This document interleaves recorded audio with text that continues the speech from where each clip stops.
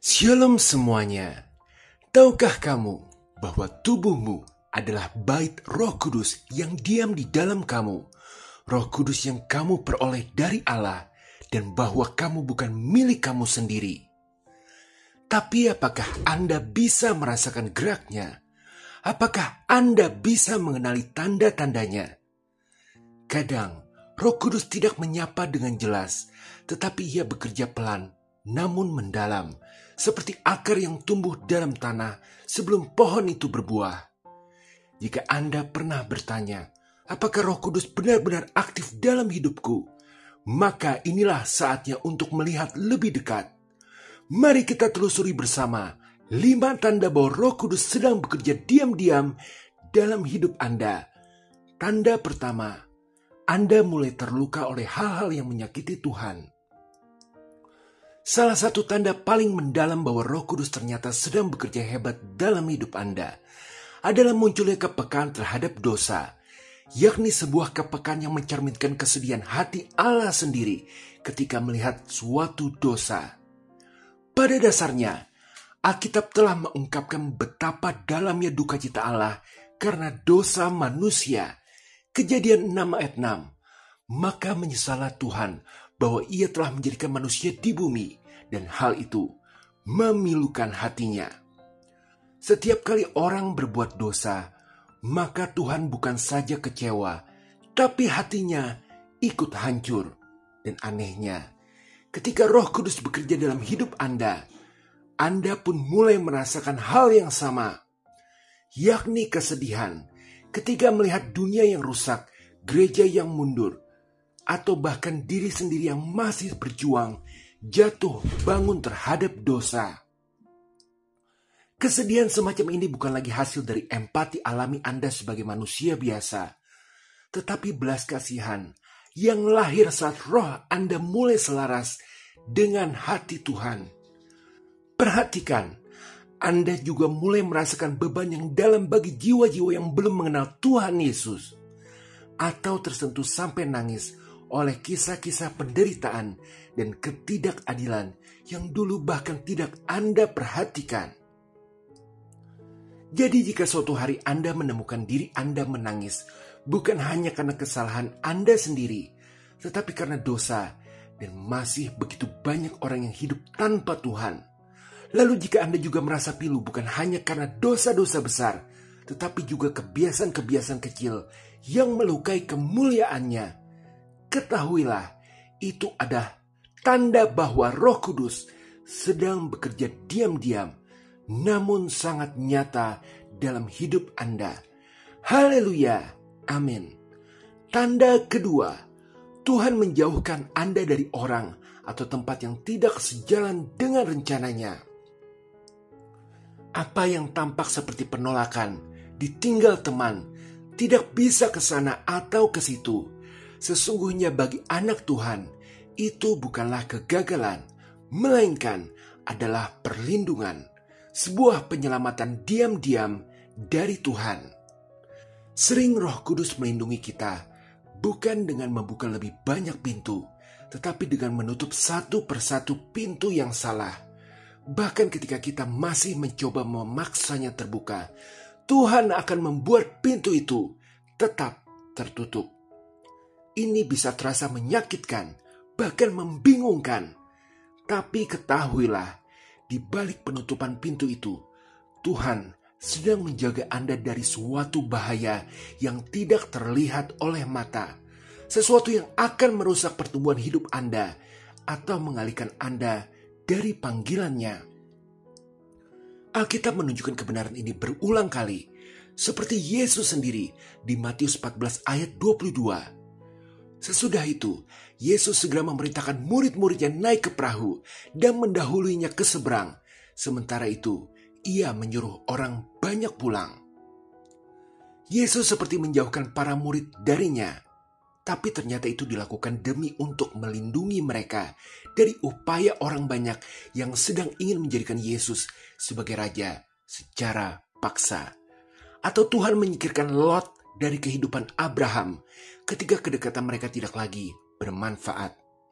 Jadi benarlah bahwasanya Roh Kudus mengarahkan kembali jalan kita, bahkan dengan menutup pintu yang kita dambakan. Bukan untuk membuat kita frustasi, tetapi untuk menyelamatkan kita dari pengaruh yang akan membahayakan pertumbuhan kita di masa depan. Mungkin di balik pintu yang tertutup itu akan ada kompromi yang tampaknya kecil, tetapi dapat menjadi pintu masuk bagi kerusakan besar.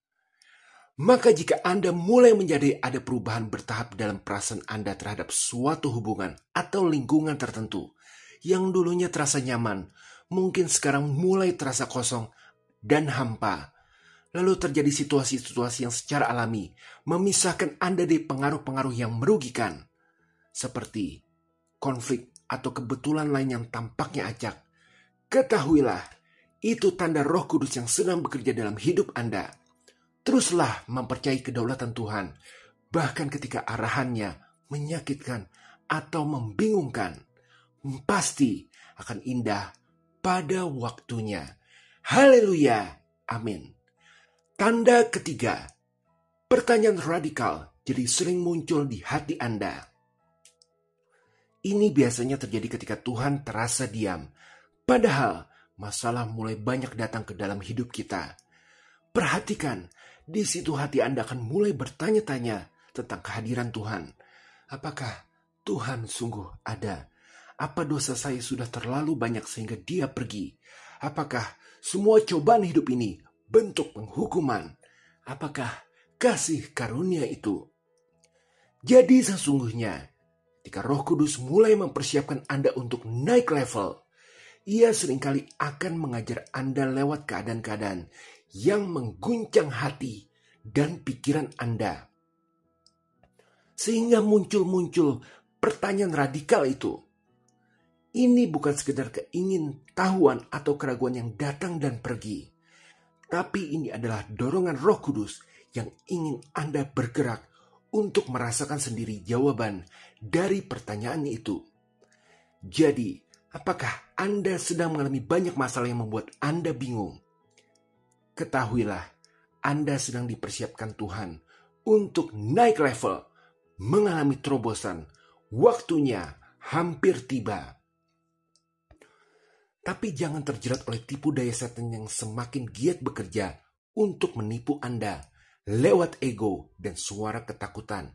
Melainkan bangun kerendahan hati dengan selalu memelihara keinginan untuk bertobat dalam hidup sehari-hari. Yakobus 4 ayat 10. Rendahkanlah dirimu di hadapan Tuhan dan Ia akan meninggikan kamu. Sekali lagi, ketika Roh Kudus memberi Anda pertanyaan-pertanyaan radikal itu, karena Ia sedang menyiapkan Anda untuk musim yang baru, Anda sedang mengalami sebuah fase pemurnian, pembaruan, atau pelayanan yang lebih besar. Jangan buru-buru menjawab dengan pikiran lama atau menolak dengan alasan logis semata. Berserahlah, biarkan Roh Kudus membawa Anda melalui proses pencarian itu. Karena jawaban sejati tidak akan muncul sampai kita cukup berani untuk menghadapi pertanyaannya. Haleluya. Amin. Tanda keempat, ada belas kasih yang tak terduga bagi musuh. Mungkin tidak ada tanda lain yang begitu jelas tentang pekerjaan Roh Kudus dalam hidup seseorang selain munculnya kasih yang tulus kepada mereka yang pernah menyakiti, melukai, atau mengecewakan kita. Membuat dunia berhenti dan berkata, kok bisa ya? Kenapa dia masih bisa tersenyum padanya setelah apa yang mereka lakukan? Kasih semacam ini ternyata tidak mungkin bisa lahir dari kemampuan kita sendiri karena melawan natur manusia, tetapi hanya bisa datang dari kuasa Roh Kudus yang memang selalu bekerja untuk memurnikan dan memperbarui hati kita. Tanpa kuasa Roh Kudus, mustahil. Maka tentu saja, jiwa yang belum mengenal Roh Kudus tidak mengerti bagaimana seseorang dapat mengasihi musuhnya. Lihatlah, Roh Kudus perlahan akan mulai membuka mata rohani kita, membuat kita terbiasa tidak lagi melihat musuh hanya sebagai ancaman atau pengganggu, tetapi sebagai jiwa yang rusak, sama seperti kita dulu. Roma 5 ayat 10.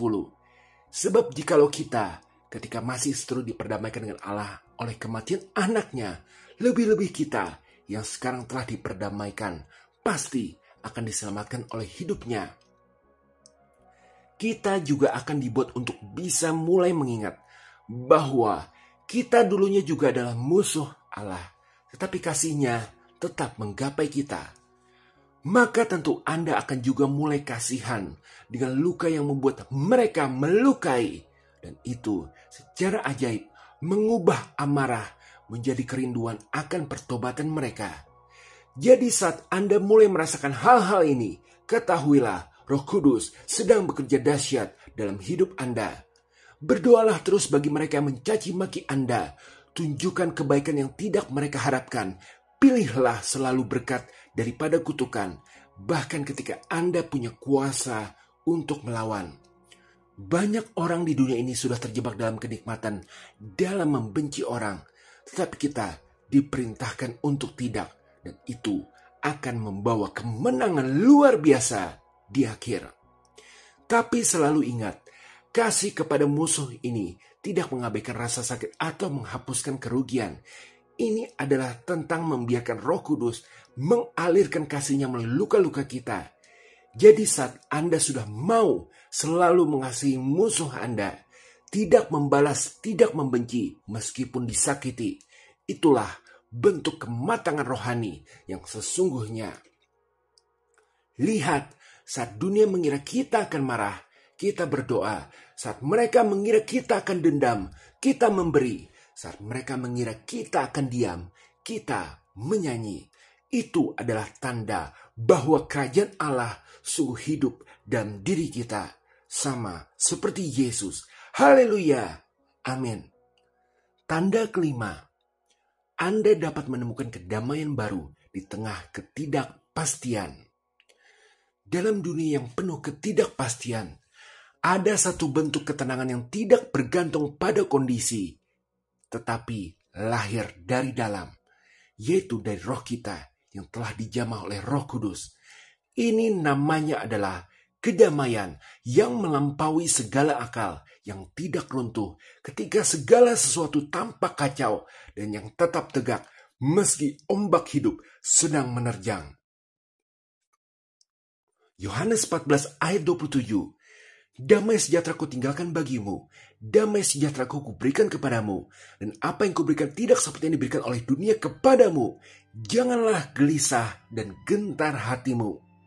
Sebuah janji dari Tuhan Yesus untuk kita, yang bukan hanya indah secara makna, tetapi juga dapat nyata terjadi dalam pengalaman hidup yang telah dikuasai oleh Roh Kudus.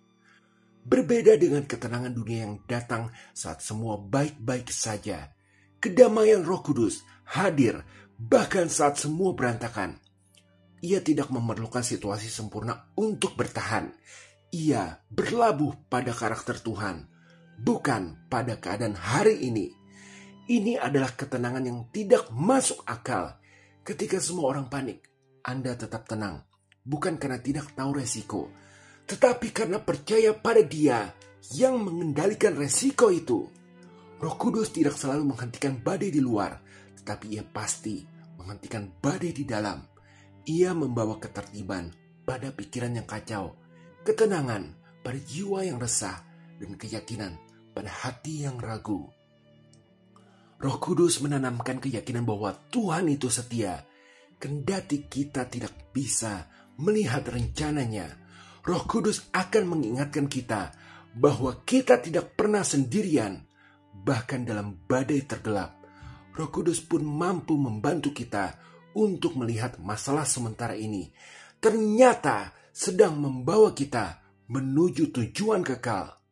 Dengan demikian, kita bisa tetap tenang karena tahu bahwa apapun yang terjadi, Tuhan masih bekerja dan masa depan indah sungguh terjamin. Jadi sekarang, ketika Anda sudah mulai tetap tenang dalam badai, ketahuilah itulah tanda penting bahwa Roh Kudus sedang bekerja diam-diam namun sangat nyata dalam hidup Anda. Haleluya. Amin. Sebagai pengingat, karya Roh Kudus dalam hidup kita seringkali bagaikan angin, tak kasat mata, namun dampaknya nyata dan tak terbantahkan. Kelima tanda ini hanya sekilas menggambarkan bagaimana Roh Kudus bergerak secara diam-diam, namun penuh kuasa untuk mengubah hati, mengarahkan kembali jalan, dan menyelaraskan hidup kita dengan tujuannya. Maka kembangkanlah selalu kepekaan untuk mengenali kerjanya.